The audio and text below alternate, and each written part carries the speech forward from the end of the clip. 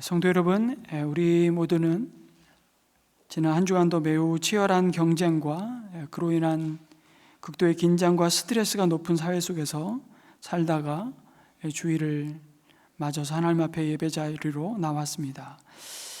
한 주간 살다 보면 복잡한 업무에 신경이 곤두서기도 하고, 굳이 주어진 업무가 복잡하지 않더라도 여러 얽히고 설킨 인간관계의 어려움으로 인해 숨막히는 일도 참 많은 것을 보게 됩니다. 쉽게 우울해지고 또 낭망하기 쉽습니다. 용케 버틴다 싶다가도 갑자기 마음의 근육이 끊어지고 마음이 무너지는 것을 경험합니다. 그런데 어떤 사람은 똑같이 직장에서 동일한 스트레스를 받아서 녹초가 되고 여전히 일그러진 표정으로 퇴근하는데 다음날 아침에 출근할 때의 모습을 보면 정말 파릇파릇하게 솟아나는 이 봄철의 새싹과 같은 표정으로 출근을 하죠.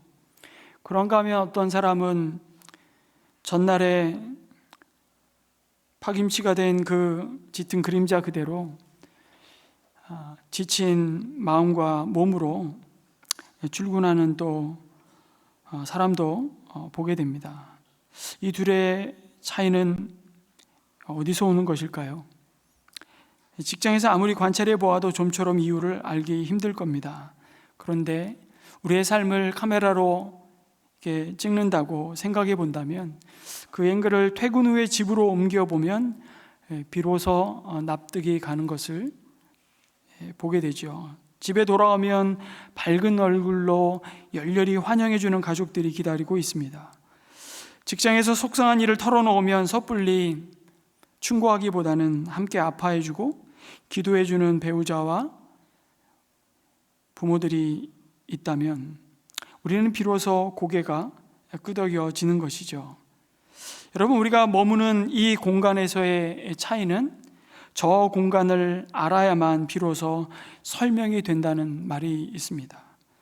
사도행전 4장 23절이 바로 그런 차이를 아주 잘 보여준다는 생각을 해봅니다. 여러분, 사도행전 4장 1절에서 22절은 어찌 보면 공적인 공간에서 사도들이 만난 날선 공격과 생명의 위협을 보여줍니다. 그러나 그 사도들은 당당했습니다. 베드로와 요한은 우리가 보고 들은 것을 말하지 않을 수 없고 하나님의 말씀을 듣는 것보다 당신들의 말을 듣는 것이 하나님 보시기에 옳은 일인가를 판단해 보라고 오히려 사내들인 권력자들을 향해 도전하죠. 어떻게 그렇게 당당하게 담대하게 말할 수 있었을까요? 그들의 이 의연함은 4장 23절, 오늘 읽은 말씀 23절의 이하에 와서 비로소 설명이 됩니다. 베드로와 요한이 사내들인 공회로부터 풀려나죠. 그러자 누구에게로 그들은 향합니까? 두 사도는 지체 없이 그들을 위해 기도하며 기다리고 있었던 동료들에게로 갔습니다. 그리고 대제사장들과 장로들이 한 말을 낱낱이 일러주었다고 말씀합니다. 참 너무 귀한 말씀입니다. 사도들은 이제야 살았다고 그들의 마음을 쓸어내리며 아니 내가 괜한 객기를 부리다가 제명에 못 살까봐 도망치듯 예루살렘을 떠나 그래도 자신들의 텃밭인 갈릴리로 가지 않았습니다. 사도들은 곧장 자신들을 위해 기도해 주던 동료들에게 갔죠. 여러분, 두 사도들이 찾아간 동료들이 누구입니까? 동료라는 말이 조금은 딱딱하고 직장 동료도 아니고 사무적인 느낌이 듭니다만 다시 풀어서 번역을 하자면 이 동료라는 의미는 그들에게 속한 사람들이라는 뜻입니다. 뭐라고요? 그들에게 속한 사람들. 더 쉽게 말해서 우린 그런 말 하지 않습니까? 쟤네들은 한 통속이야. 이 말이 조금은 부정적인 의미에서 한 패거리라는 의미로 사용될 때도 많지만 좋은 의미에서 보면 자기 사람들이라는 것입니다. 자기에게 속한 사람들.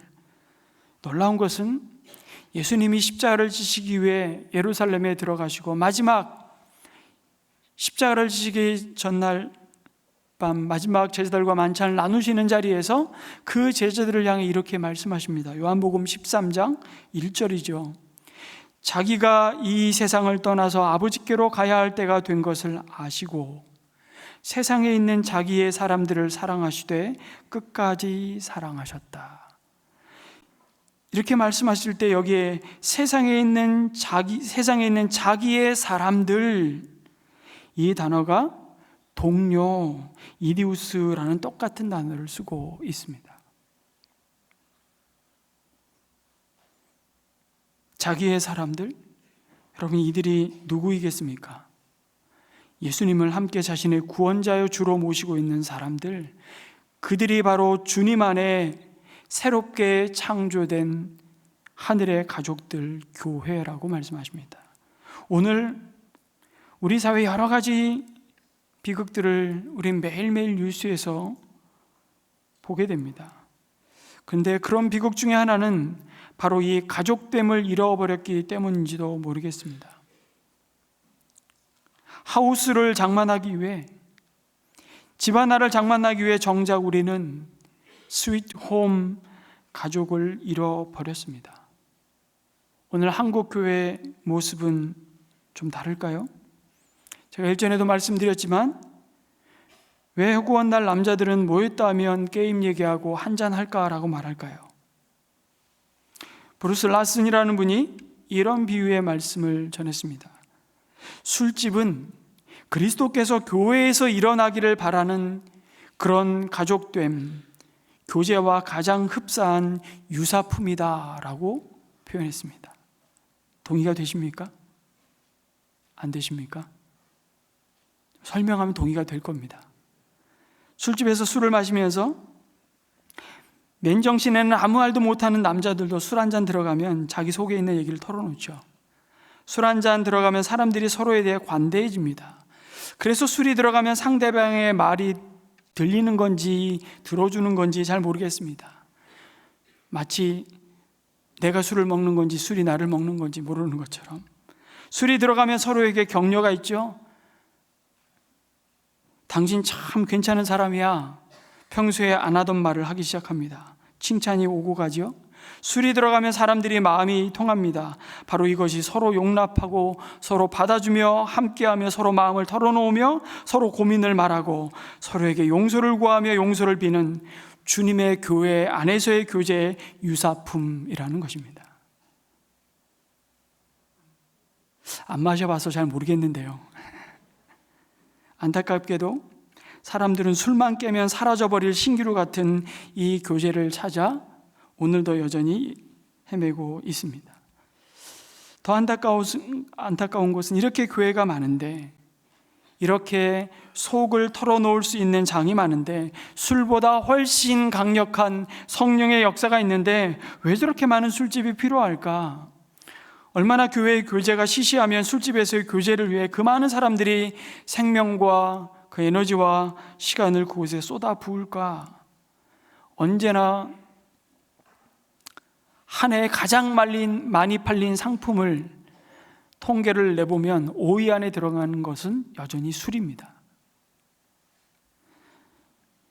술집에 사람들이 술을 마시면서 서로에게 마음을 터놓는 것처럼 교회 공동체가 그렇게 마음을 털어놓을 만한 안전한 울타리, 관계, 가족됨을 상실했기 때문은 아닐까요?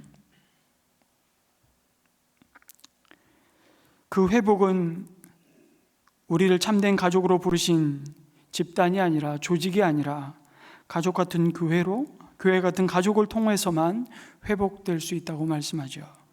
그것이 바로 목장 공동체입니다. 가정교회의 중요한 정신은 바로 이 신약교회를 회복하자는 것입니다. 그리고 그 회복의 핵심은 목장 교회를 통해 참된 주님의 가족됨을 회복하는 길밖에 없습니다. 우리들의 목장은 이 땅에서 시작되었지만 영원까지 이어질 영적 가족으로 만난 주님의 가족, 주님께 속한 사람들입니다. 그러니 이 세상의 그 어떤 조직과 비교할 수 없는 생명 공동체이죠. 그래서 교회를 주님의 몸이라고 비유하신 겁니다. 서로 뗄래야 뗄 수 없는 관계로 우리를 부르셨습니다. 얼마나 소중한 사람들인지 모릅니다. 지금 사도들이 무소불위의 권력자들 앞에서 조금의 흔들림 없이 담대하게 예수님의 부활을 증거할 수 있었던 이유는 바로 함께 웃고 함께 울며 서로의 짐을 함께 지며 서로를 위해 함께 기도하는 자신의 사람들이 있었기 때문입니다.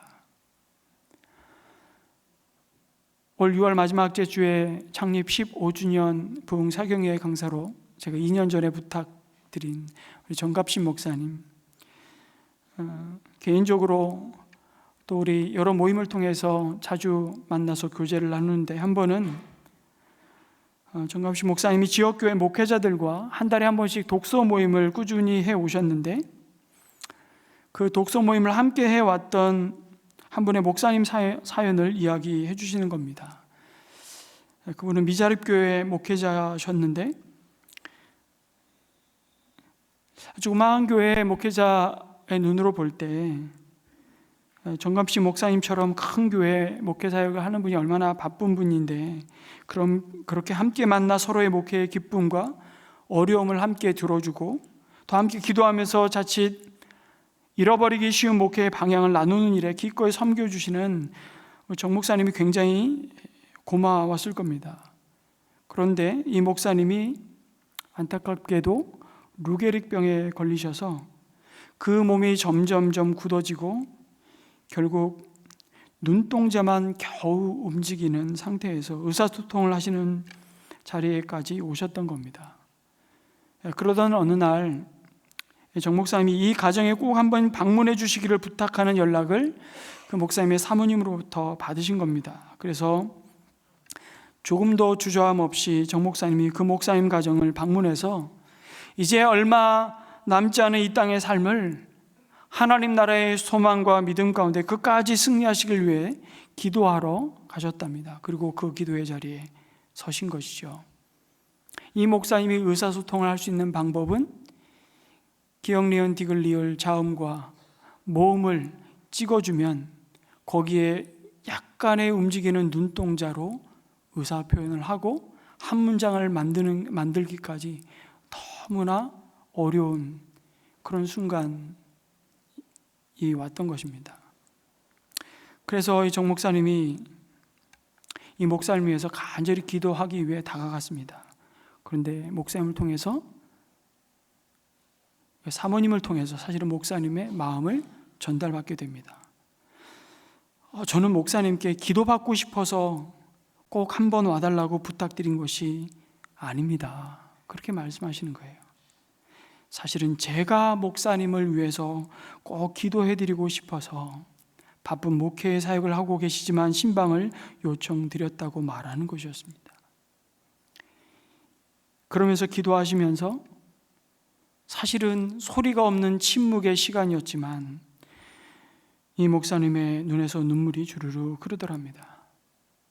큰 교회 목사인 자신은 항상 누군가를 위해 기도해 주는 사람, 아니 기도해 주어야만 하는 자리에 선 사람이라고 생각했는데 이것이 교만이었다는 생각, 그리고 누군가 나를 위해 기도해 주는 것이 얼마나 큰 격려와 위로와 힘이 되는지를 세상 경험했다고, 그것도 목회자의 마음을 누구보다도 잘 아는 동료 목회자가 자신의 마지막 거친 호흡을 내쉬며 말로가 아니라 온 마음으로 가장 강력한 부르짖음의 기도를 올리는 그 영혼의 울림 앞에서 자신의 모든 무거운 짐을 벗기시는 하나님의 크신 은혜와 위로와 격려를 덧입었다고 고백하는 것이에요. 여러분, 사도들이 담대하게 하나님의 말씀을 전할 수 있었던 비결은 성령으로 충만한 믿음의 가족이 마음을 같이하여 기도하였다는 사실입니다. 우리는 또다시 확인하게 되죠. 사도행전은 기도행전이라는 사실을 말입니다. 여러분, 지금 사도들은 법정에 섰다가 협박과 위협을 받고 풀려나게 되었죠. 절대로 예수의 이름으로 말하지도 가르치지도 말라고 위협을 받고 풀려났는데 베드로와 요한은 그들의 말을 들을 신용조차 하지 않습니다. 그리고 동료들을 찾아가 대제사장과 장로들이 한 말을 낱낱이 말하지 않습니까? 그럴 때 분위기가 어땠을까요? 아마 그 나눔을 하는 그 현장에 어떤 성도들의 마음속에는 우리도 끝장났다, 큰 낙심과 두려움과 절망이 밀려왔을지도 모르겠습니다. 마치 출애굽하고 가데스 바네아에서 12정탐꾼을 하나님이 보내주신 그 약속의 땅에 보냈더니 그들이 돌아와서 그 땅은 거대한 안옥 자손이 지키고 큰 성읍과 엄청난 무기로 무장하고 있어서 우리는 그들의 밥입니다. 그 10명의 정탐꾼의 보고 앞에서 온 이스라엘 백성이 낙담하였던 것처럼 하나님을 원망하고 우리를 여기서 죽이려고 애굽에서 데리고 왔냐고 모세를 원망하며 하나님을 향해 불신앙을 쏟아냈던 자들처럼 초대교회 성도들이 큰 두려움에 사로잡힐 수도 있는 상황이었습니다. 그러나 그 위기에 대한 그들의 첫 번째 반응은 낙심이 아니었고 불평과 원망이 아니었고 두려움이 아니었고 한마음이 되어 부르짖는 기도였습니다.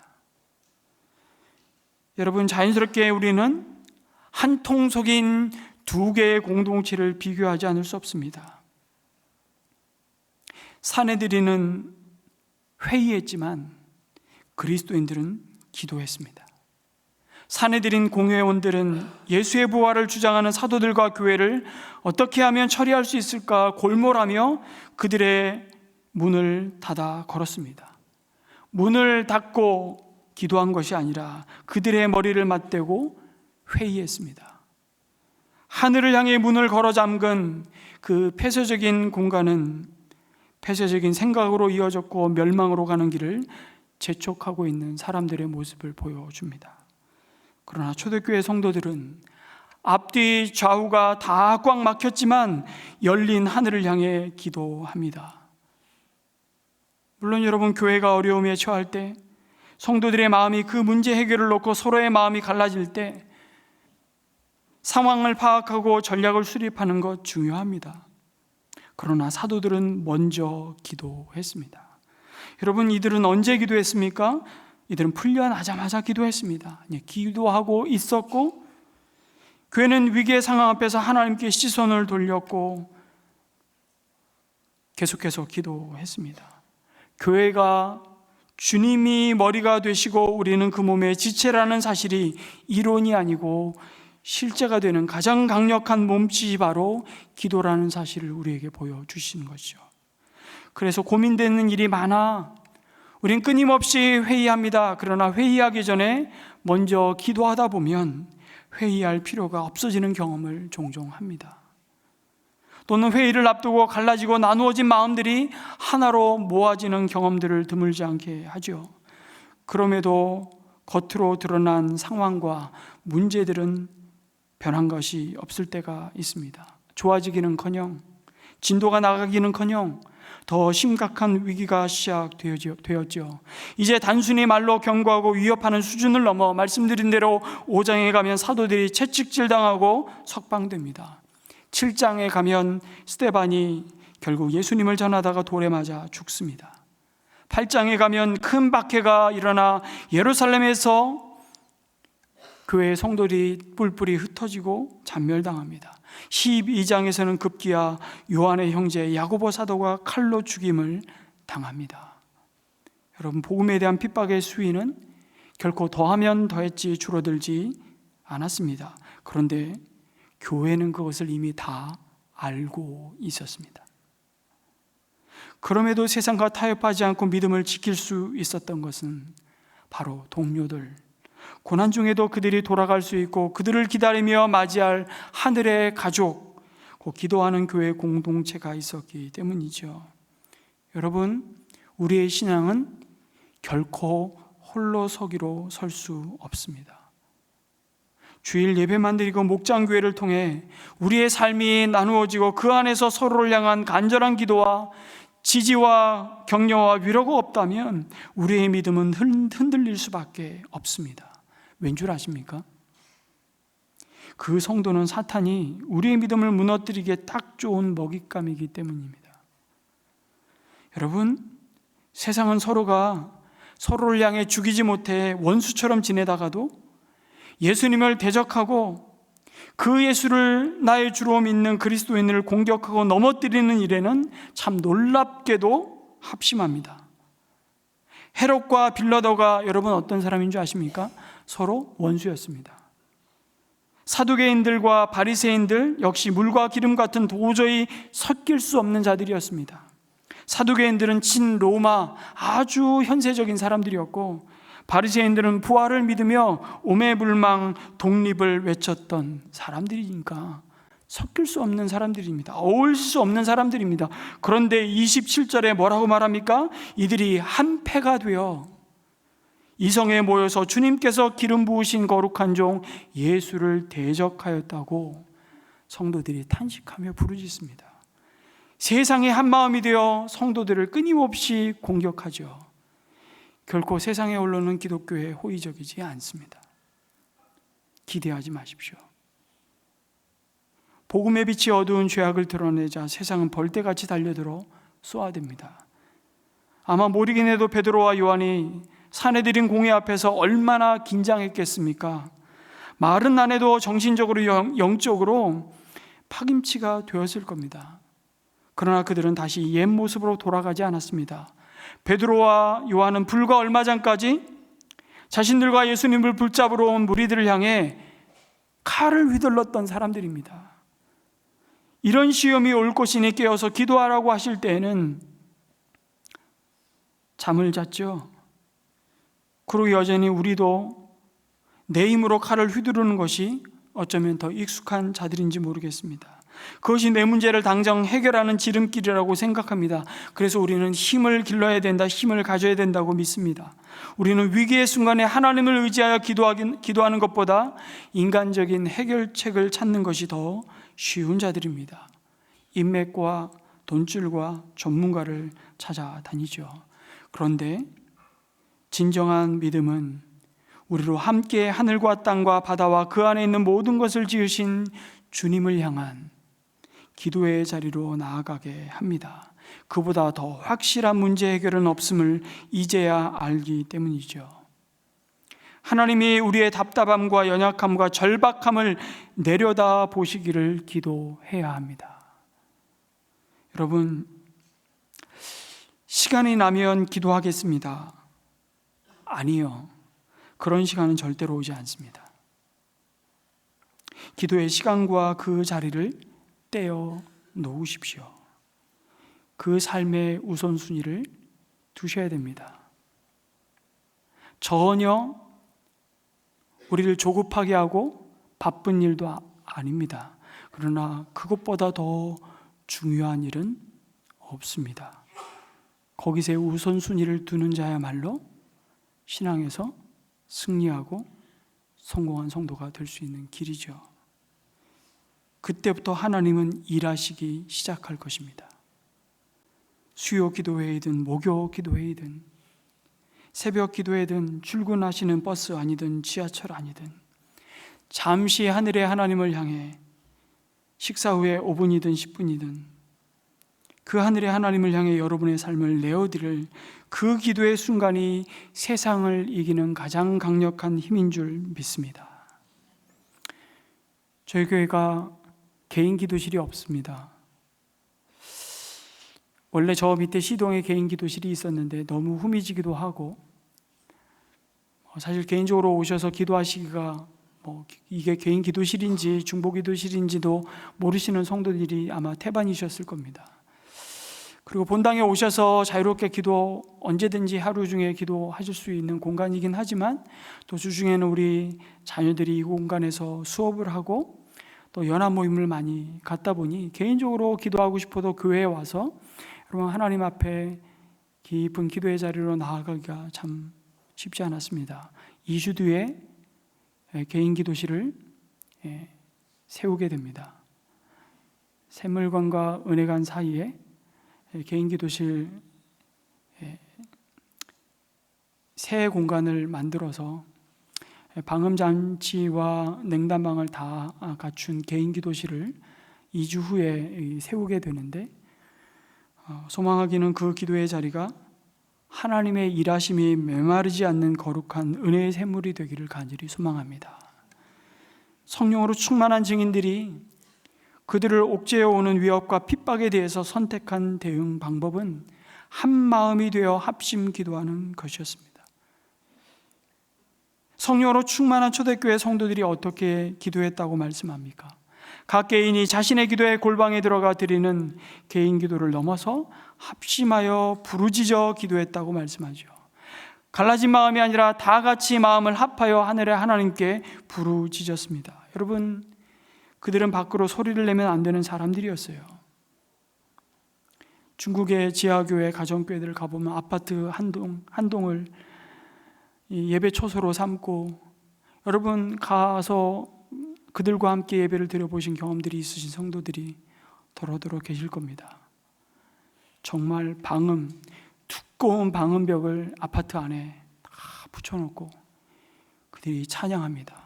그 소리가 새어나가지 않도록 하기 위해서. 중국에서 온 샘물배원공투회를 방문했던 한 중학생이었는지 초등학생이었는지 저희 아이들과 함께 예배를 드리고 예배를 마친 뒤에 그 아이에게 물었습니다. 함께 예배 드리니까 중국에서 예배 드릴 때하고 뭐가 달라? 이 아이가 딱 첫 마디가 뭐였는지 아십니까? 창문이 있어서 좋았어 그러더래요. 창문이 있어서 좋았어. 밖을 볼 수가 없는 거죠. 소리가 새나가면 안 되니까. 아마 다르지 않았을 겁니다. 그런데 그들이 합심하여 하나님께 부르짖어 기도했다고. 그 가운데 기도에 세 겹줄을 이루어 함께 영적으로 하나 되어 기도했습니다. 여러분, 교회는 그 어떤 것보다 이 기도 소리가 힘있게 울려 퍼지는 공간이 되어야 할 줄 믿습니다. 여러분, 우리는 간절히 부르짖어 기도해야 할 때가 있습니다. 저에게 그것이 언제냐고 물으시면 지금이 바로 그때입니다 라고 저는 대답하고 싶습니다. 지금이 바로 그때입니다. 특별히 주님의 몸이 분열되고 성도의 마음이 나눠질 때이죠. 사탄은 성도들의 마음이 갈라지기를 끊임없이 유혹하며 공격합니다. 특히 한국교회는 선거 때만 되면 국민의힘과 민주당 지지자로 쪼개져 있습니다. 여러분, 교회 안에는 좌파도 없고 우파도 없습니다. 그것 때문에 목장을 떠나고 교회를 떠나신다면 우리는 아직 복음이 무엇인지를 모르는 사람입니다. 진짜 무엇을 섬기는 자인지를 깊이 돌아보아야 하는 것이죠. 여러분, 결코 이념이 우리의 우상일 가능성 굉장히 높은데 그 신념이 우리를 절대로 구원할 수 없습니다. 그 이념이 우리에게 영생을 가져다 주지 않습니다. 그것은 믿음의 본질이 아니죠. 좀 더 행복한 삶을 살도록, 그리고 사회 질서와 국민의 삶과 안전을 지키도록 부여해 주신 권위자들이 있습니다. 통치 수단에 불과한 것입니다. 그들의 권위와 이념을 하나님의 자리에 두게 하지 마십시오. 그 이념과 권위를 절대시하는 순간 지도자는 이념의 종노릇하며 백성은 고통받습니다. 섬기라고 주신 권위를 가지고 부리며 군림하는 수단으로 삼기 때문에 국민은 고통받는 겁니다. 그러나 너희는 그렇지 않다고 주님이 우리에게 말씀하셨죠. 빌립보서 2장 2절에 이렇게 바울은 그 성도들을 향해 권면합니다. 여러분은 같은 생각을 품고 같은 사랑을 가지고 뜻을 합하여 한 마음이 되어서 내 기쁨이 넘치게 해 주십시오. 로마서 15장 5절과 6절에서는 또 이렇게 권면합니다.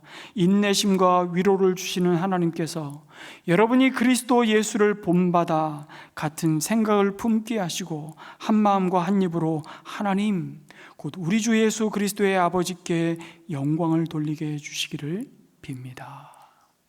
그럴 때 이미 예수님은 그 성도들을 향해 놀라운 약속을 주고 계십니다. 마태복음 18장 19절을 함께 읽겠습니다. 시작. 내가 진정으로 거듭 너희에게 말한다.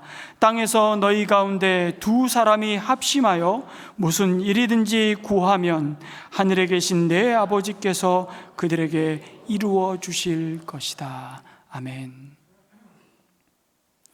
이어지는 20절 말씀에는 그렇게 두세 사람이 내 이름으로 모인 그곳에 나도 그들과 함께 있겠다고 약속하여 주시죠. 여러분, 초대교회 성도들은 누구를 향해 기도하고 있습니까? 그들은 하나님을 향해 하늘과 땅과 바다와 그 안에 있는 모든 것을 지으신 주님이라고 부르며 기도를 시작합니다.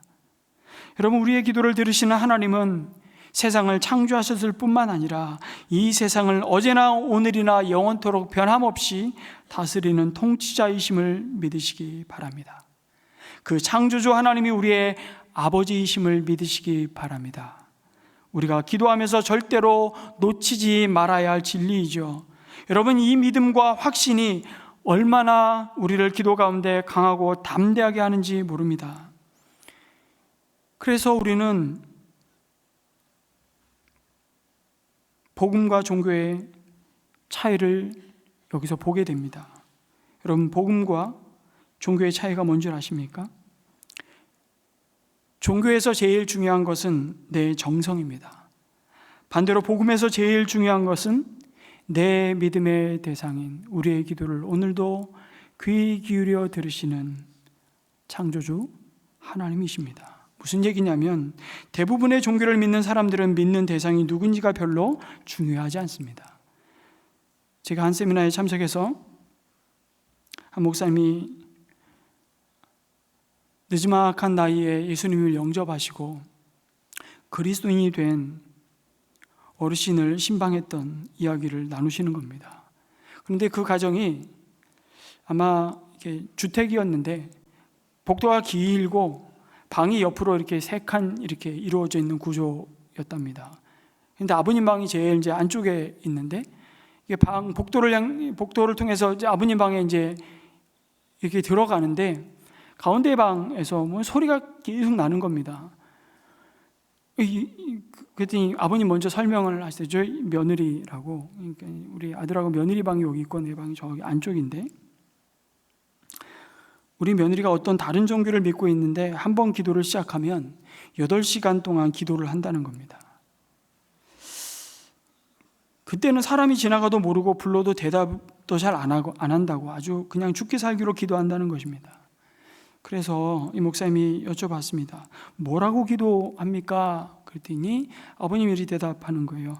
남묘호랭개쿄, 남묘호랭개쿄, 이 6자를 8시간 동안 계속 한다는 겁니다.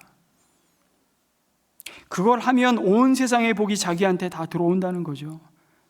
그래서 나중에 이 목사님이 또 기회가 돼서 그 며느리를 한번 만났답니다. 그래서 물었습니다. 그게 무슨 뜻이에요? 그 며느리로부터 돌아온 답이 자기도 뜻은 정확히 모른대요. 여러분, 종교는 자기가 믿는 신이 어떤 대상인지, 자기가 뭘 믿고 있는지를 정확히 모릅니다. 중요한 건 뭡니까? 내가 지성을 드리면 된다는 신념입니다. 내가 열심히 정성을 들이면 신이 감동할 거다. 이게 그들의 종교 생활이죠. 그러나 여전히 불안하고 답답합니다. 대답이 없는 우상. 근데 그 우상은 사실은 자기 자신인 거죠. 여러분, 우리는 기도하는 우리의 간절함과 열심을 강조할 때가 있습니다. 그러나 그보다 더 중요한 것은 우리의 기도를 들으시는 그 대상이 누구인지를 아는 참된 믿음과 그 알미 훨씬 중요합니다. 우리의 기도를 들으시는 하나님이 여러분 우리에게 아무것도 해주실 수 없는 분이라면 우리의 기도만큼 허무한 것이 없기 때문입니다.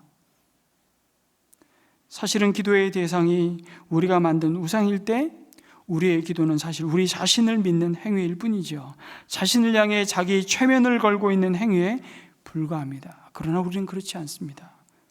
우린 기도할수록 기도하는 우리 자신은 하나님의 뜻에 자신을 맞추게 되고 사실은 자신의 뜻이 이루어지는 것이 아니라 그 하나님의 뜻 앞에 자신이 변하고 있다는 것을 경험합니다. 하나님이 나의 간구에 응답하셔야만 한다는 그 이기적인 자리에서 기도자가 하나님의 뜻에 자신의 생각을 돌이키는 놀라운 의의 경험을 하죠. 그래서 우리의 기도는 말씀을 붙들고 해야 하는 것입니다. 그리고 하나님의 말씀이 우리를 기도의 자리로 이끌어 가십니다. 하나님이 어떤 분이신가를 우리가 정확히 알고 기도하기를 원하십니다. 그렇게 알아가라고 말씀하시죠. 그래야 우리는 중언부언하지 않을 수 있습니다. 이방인들처럼 말을 많이 하여 하나님이 들으실 거라고 생각하지 않습니다. 그래서 우리는 하나님의 뜻을 따라 약속의 말씀을 붙들고 기도합니다. 오늘 신앙의 위기 앞에서, 우리의 수많은 문제들 앞에서 사도들처럼 그들이 처한 상황을 초대교회 성도들은 하나님의 말씀으로 해석했고 이해했습니다. 여러분, 다윗의 시편의 말씀이 그들이 놓인 상황에 대한 하나님의 놀라운 섭리였다는 사실을 그들은 해석할 수 있었습니다. 그리고 그들은 하나님이 이 모든 상황 속에서도 뭐라고 얘기합니까? 주님의 권능과 뜻으로 미리 정하여 두신 일들을 모두 행하셨다고 기도합니다. 그럴 때 그들이 기도하며 지금 벌어진 이 모든 상황이 이미 하나님이 말씀하신 일이었음을 보게 되는 겁니다.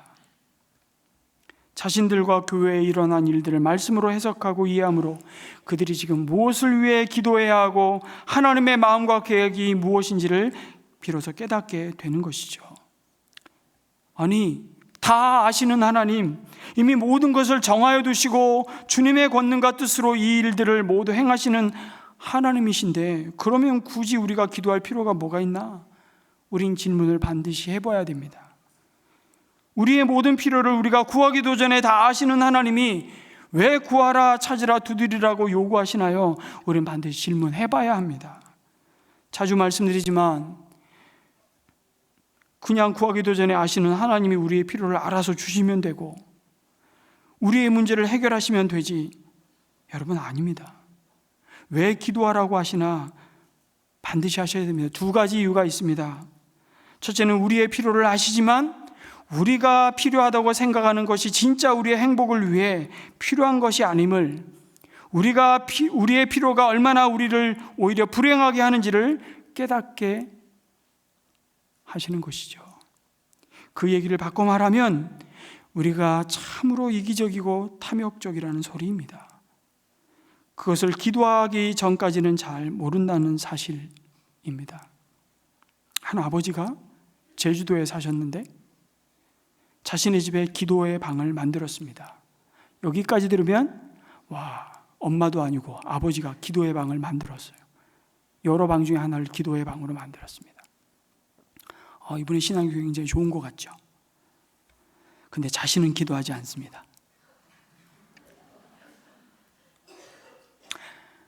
두 딸, 8세와 9세 어린 두 딸을 자신이 만든 집에 기도방에서 매일 새벽 5시부터 하루에 7시간, 8시간씩 기도하게 했습니다. 학대죠.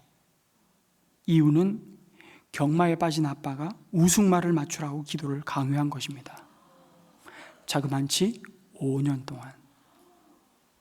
그리고 마침내 그것이 드러났고 경찰에 의해서 그 아이들은 분리가 되고 그 아이들이 받은 그 상처를 어떻게 치유할까? 여러분, 이거는 시간이 꽤 흘렀습니다만 굉장히 사회에, 뉴스에 보도가 되며 아주 이슈가 됐던 모습입니다. 자신의 욕망을 채우기 위해 기도라는 수단을 이용하는 몸부림은 헛된 일을 꾀하는 일일 뿐이라고 하나님은 그 일을 비웃으신다고 오늘 말씀합니다. 그럼에도 불구하고 우리가 기도해야 되는 이유는 뭘까요? 우리가 기도함으로 비로소 우리는 우리의 잘남과 똑똑함과 능력과 의지가 이 일을 이룬 것이 아님을 겸손하게 인정하게 되는 것입니다. 그리고 하나님 앞에 돌아가야 할 그 영광을 하나님께 돌릴 수 있는 것입니다. 누가요? 기도하는 자만이. 무엇을 기도해야 합니까? 그래서 지금 당하는 위협과 고난을 거두어 주시고 문제를 당장 해결해 달라고 기도하지 않습니다. 이들은 자신들을 이 위협과 어려움으로부터 보호해 주시기를 기도하는 것 당연한 거 아닙니까? 기도해야 됩니다. 그런데 그들은 그 위협과 고난을 먼저 넉넉히 이길 용기와 힘을 달라고 기도하고 있는 겁니다. 그 기도가 바로 주님, 이제 그들의 위협을 주님 내려다 보시옵소서라는 기도입니다. 그리고 이 상황 속에서도 담대하게 주님의 말씀을 말할 수 있게 도와주십시오. 주님의 말씀, 다시 말해 예수님의 이름만이 유일한 구원의 이름이요, 예수님만이 유일한 구원의 길이요 진리요 생명이심을 전할 수 있는 용기와 힘을 달라고 간구하는 것입니다. 여러분, 우리의 기도의 우선순위를 돌아보았으면 좋겠습니다. 여러분, 우리 목장에서 우리의 가족들의 많은 사연과 기도의 제목이 있습니다.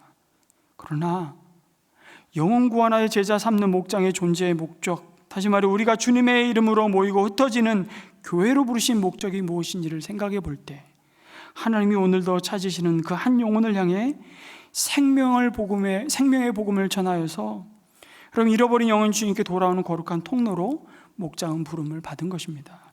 그것을 위해 우리가 먼저 간절히 우선순위를 두고 주님 앞에 올려드려야 할 기도의 제목이 있다면 우리가 먼저 받은 그 사랑을 흘려 보내야 할 대상, VIP를 두고 기도하는 헌신이 회복되기를 간절히 소망합니다.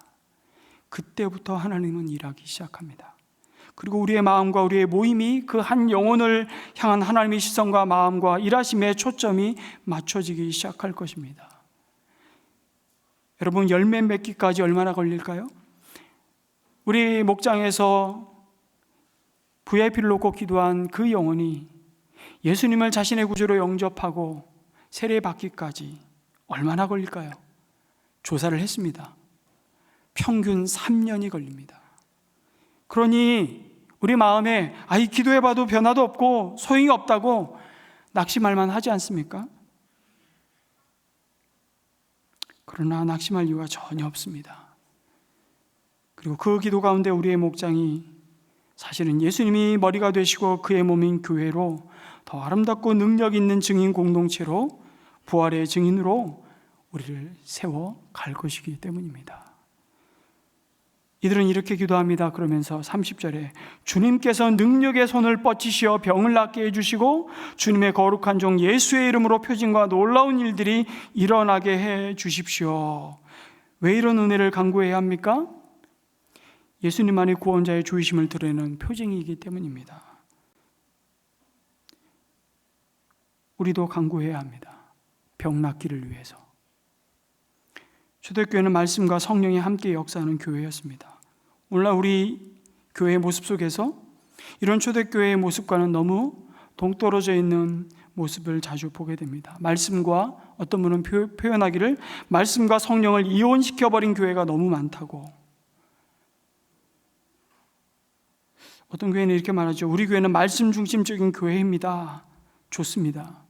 말씀을 강조하는 교회, 그런데 성령님의 현재적 역사를 사모하며 구하지 않는다면 성령님의 초자연적인 일하심에 대해 우리는 무감각해지고 무시하고 무지할 수 있습니다. 그런가 하면 또 어떤 교회는 너무나 초자연적인 신비한 현상만을 추구하지요. 은사주의 교회입니다. 성령님을 사모하는 건 좋습니다. 그러나 그러다 보니 성경을 벗어나는 일도 종종 일어나게 됩니다. 여러분, 성경에 기록된 말씀 바깥으로 벗어나지 말라고 종교개혁자들은 강조했죠. 그럼 말씀과 성령 이 두 가지를 이혼시키지 않기를 원합니다. 성령 충만은 말씀 충만입니다. 성령 충만은 기도 충만입니다. 초대교회는 말씀을 사랑했고 사모함과 동시에 성령의 초자연적인 역사를 사모했던 교회임을 깨닫습니다. 예배 마치고 헌신대 앞으로 나오실 때마다 저는 그런 기대와 소망이 있습니다.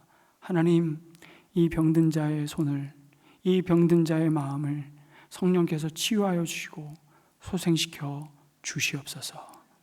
그 소망과 믿음을 가지고 헌신대 앞으로 나오시며 하나님이 그 기도 가운데 놀랍게 우리의 삶을 예수 그리스도의 부활의 증인으로 세워가는 놀라운 일하심이 시작되기를 주님의 이름으로 축원합니다. 아멘.